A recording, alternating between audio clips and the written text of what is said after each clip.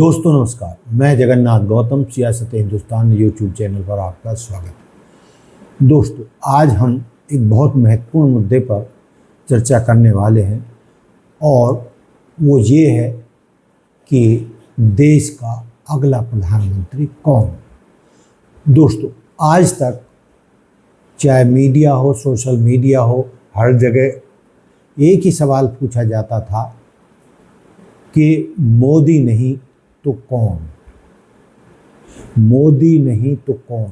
दोस्तों, अब इस सवाल का जवाब देश की जनता को मिल गया है और मोदी नहीं तो राहुल गांधी, ये स्पष्ट हो चुका है। दोस्तों, कोई भी नेता हमेशा के लिए तो प्रधानमंत्री रह नहीं सकता और उसका विकल्प मिल ही जाता है। दोस्तों, अब देश की जनता को मोदी का विकल्प मिल चुका है।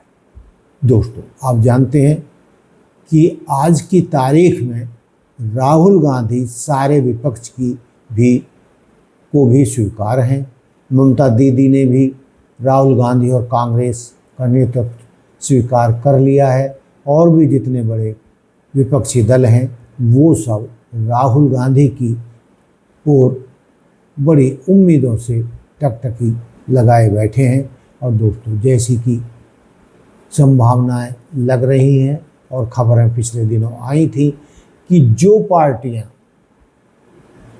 कांग्रेस से अलग होकर क्षेत्रीय दल बने थे या जो नेता कांग्रेस छोड़कर विपक्ष में गए थे, उन्होंने अपनी अपनी क्षेत्रीय पार्टियां बना ली थी। अब वो कांग्रेस की तो तरफ मुड़ सकते हैं, कांग्रेस में शामिल हो सकते हैं, क्योंकि इसके अलावा और कोई चारा है नहीं। जिस तरीके से भाजपा ने विपक्षी दलों का मान मर्दन किया है, उनको ध्वस्त करने की नीति अपनाई है, उसके बाद बिल्कुल स्पष्ट हो गया है कि जैसे ममता दीदी की टीएमसी पार्टी है या एनसीपी है और भी कई छोटे छोटे दल हैं या नेता हैं जो कांग्रेस छोड़कर गए थे, अब उनको लग रहा है कि मोदी और उनकी पार्टी उनका अस्तित्व मिटाने के लिए तैयार है। इसलिए यदि उन्होंने अपनी पार्टी को और खुद को बचाना है तो कांग्रेस के साथ जुड़ने या कांग्रेस में शामिल होने के अलावा और कोई रास्ता बचा नहीं है। दोस्तों, कई लोगों का कहना है कि दोस्तों मोदी जी को बहुत एक्सपीरियंस है, वो 3 बार गुजरात के मुख्यमंत्री रह चुके हैं और तीसरी बार देश के प्रधानमंत्री चल रहे हैं, तो उन हालातों में राहुल गांधी के पास कोई एक्सपीरियंस नहीं है। लेकिन दोस्तों, ऐसे एक्सपीरियंस का आप क्या करोगे? मोदी का जो एक्सपीरियंस है, उन्होंने लोकतंत्र को रौंदने का काम किया है। उनके कार्यकाल में जिस तरीके से हजारों मुस्लिमों का नरसंहार गुजरात में किया गया था और जिस तरीके से जब से वो प्रधानमंत्री बने हैं क्षेत्रीय दलों को समाप्त करने की नीति पर चल रहे हैं, लोकतंत्र, संविधान या जितनी भी लोकतांत्रिक संस्थाएं हैं उनको उन्होंने अपना बांदी बना लिया है, अपने उंगलियों पर नचा रहे हैं और जिससे लोकतंत्र दम तोड़ रहा है। और यदि लोकतंत्र को बचाना है तो कांग्रेस और राहुल गांधी ही एकमात्र आशा है। ये इंस्टीट्यूशनल फ्रेमवर्क इनके हाथ में, हमारे हाथ में नहीं। तो हम यहाँ पे सच बोल सकते कि देखिए, ये सबूत है, ये इलेक्शन कमीशन की लिस्ट है, हमारी नहीं है। ये फेक एंट्रीज हैं, ये इनकी है, हमारी नहीं है, ये हमारा है। हमारे पास यही रास्ता है कि हम देश के युवाओं को बताएं कि जिस सिस्टम पे आप भरोसा करते हो, डेमोक्रेटिक सिस्टम, इसके बारे में पूरी दुनिया में कहा जाता है India is the largest democracy, वो सच्चाई नहीं। So what is the message? The message is that India's Gen Z and youth have the power to restore democracy with satya and ahimsa, peacefully, but by expressing their desire for a democratic India, by fighting for a democratic India and by resisting this wholesale theft and murder of the Constitution and democracy. दोस्तों, आप देख रहे हैं कि जंतर मंतर पर मोदी की सरकार ने क्या किया है, जो दुनिया भर से, पूरे देश से छात्र जंतर मंतर पर CJP पार्टी के समर्थन में और सोनम वांगचुक के समर्थन में उमड़ रहे हैं। पूरे देश से युवा, बल्कि सभी वर्ग के लोग जंतर मंतर पर पहुंच रहे हैं। उससे तो लगता है कि जो किसी भी देश की महत्वपूर्ण शक्ति होती है, युवा वर्ग, वो भी अब पूरी तरीके से नरेंद्र मोदी का साथ छोड़ चुका है।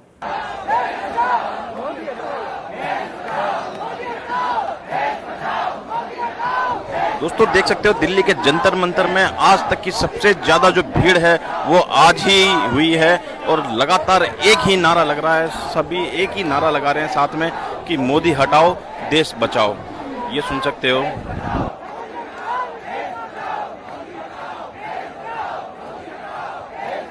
और जिस तरीके से राहुल गांधी ने CJP के आंदोलन को समर्थन दिया है और सोनम वांगचुक को समर्थन दिया है कांग्रेस ने, और सभी विपक्ष के नेता जिस तरीके से जंतर मंतर पर युवाओं के आंदोलन को सपोर्ट करने के लिए पहुंच रहे हैं, उससे हालात ऐसे बन रहे हैं या दिख रहे हैं कि आज की हालात में हर वर्ग, हर पार्टी, हर नेता मोदी और भाजपा के खिलाफ है।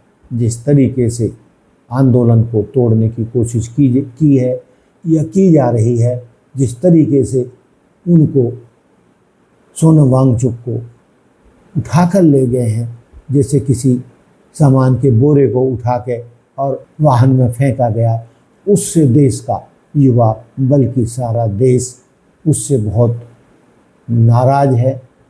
उन्होंने कहा कि देश के इतने बड़े वैज्ञानिक, सामाजिक कार्यकर्ता के साथ जिस तरीके से सलूक किया गया है वो स्वीकार्य नहीं है।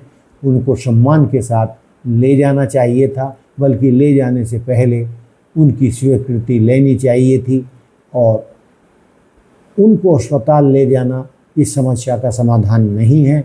बल्कि जिन मुद्दों को लेकर ये आंदोलन शुरू हुआ है, शिक्षा में जो गिरावट आई है, जिस तरीके से पेपर लगातार लीक हो रहे हैं और लाखों स्टूडेंट्स का भविष्य चौपट हो रहा है, उसका समाधान निकालने की ज़रूरत है, न कि सोनम वांगचुक को या उनके साथियों को बलपूर्वक वहाँ से हटाना। दोस्तों, मैं जिस समय ये वीडियो रिकॉर्ड कर रहा हूँ, उस समय तक तो सोनम वांगचुक को अस्पताल में भर्ती करा दिया गया है, लेकिन वहाँ से चिंता की खबर ये आ रही है कि उन्होंने कोई भी इलाज लेने से इनकार कर दिया है। लेकिन दोस्तों, जिस तरीके से आपको मालूम है कि 20 तारीख को धरने पर बैठे सभी युवाओं का संसद मार्च, चलो संसद जो मुद्दा था, वो तारीख आ चुकी है, वो समय आ चुका है, और लग रहा है कि सरकार किसी भी कीमत पर आंदोलनकारियों को संसद की तरफ कूच नहीं करने देगी। क्योंकि ना तो उन्होंने जो हमारी पहलवान बेटियां थीं उनको संसद की तरफ कूच करने दिया गया था, या जो कई ऐसे आंदोलन हुए हैं, चाहे वो एक्स मिलिट्री मैन का हो, यानी पूर्व सैनिकों का जो पेंशन, एक रैंक एक पेंशन वाला मुद्दा था, उन्होंने किस तरीके से देश के वीर योद्धाओं को अपमानित किया था, लाठीचार्ज किया था, उन्हें अपमानित किया था और उनके धरने को कुचल दिया था। तो दोस्तों, जितने भी धरने, उनका रिकॉर्ड उठा के देख लीजिए, और उनको किस तरीके से बलपूर्वक रौंदा गया है, ख़त्म किया गया है। ये इस सरकार की नीतियाँ हैं। दोस्तों, अब लोग मानने लगे हैं कि हमें मोदी से मुक्ति चाहिए और मोदी जी का इस्तीफा चाहिए। अब तो जंतर मंतर पर भी मोदी हटाओ देश बचाओ का नारा लग रहा है।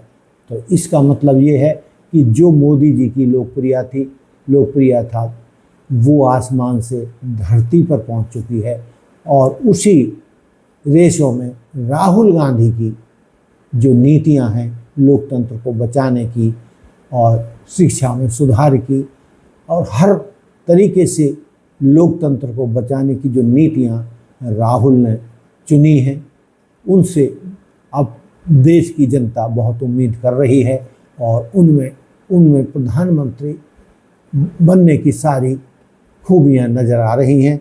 तो दोस्तों देखते हैं कि ये जो जंतर मंतर पर धरना चल रहा है उसको सरकार किस तरीके से निपटाती है। लेकिन जानकारों का मानना है कि किसी भी कीमत पर इन छात्र छात्राओं को या युवा वर्ग को सरकार संसद की तरफ कूच करने नहीं देगी, और जितना सख्ती ये सरकार करेगी, लोकतांत्रिक संस्थाओं को जितनी बुरी तरीके से इस सरकार ने रौंदा है और उनको गुलाम बनाया है, उसके चलते पूरे देश की जनता बहुत तेज़ी से